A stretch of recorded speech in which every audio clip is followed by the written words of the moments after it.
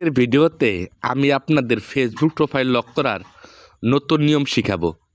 ওকে, Facebook profile lock করার জন্য আপনারা প্লে স্টোর থেকে ফেসবুক অফিসিয়াল অ্যাপ্লিকেশনটা আপডেট করবেন। আপডেট করার পর ওপেন করবেন। একদম বাম পাশের প্রোফাইল পিকচার দেখতে পারবেন, এখানে ক্লিক করবেন। এখন একদম ডান পাশে এরকম দেখবেন থ্রি ডট লাইন আছে, এই থ্রি ডট লাইনে ক্লিক করবেন।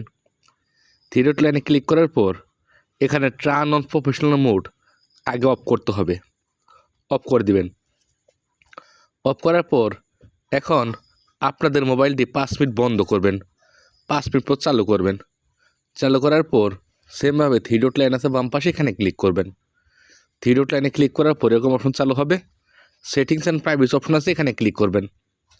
সেটিংস অ্যান্ড প্রাইভেসি অপশনে ক্লিক করার পর সেটিংস নামে একটা অপশন আছে, সেটিংস অপশনে ক্লিক করবেন। সেটিংস অপশনে ক্লিক করার পর এখানে অনেকগুলো অপশন চালু হবে।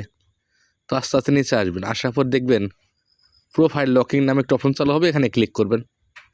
এখানে আপনাদের প্রোফাইল পিকচার শো করবে। নিচে দেখবেন এখানে লক আছে, লক অপশনে ক্লিক করবেন।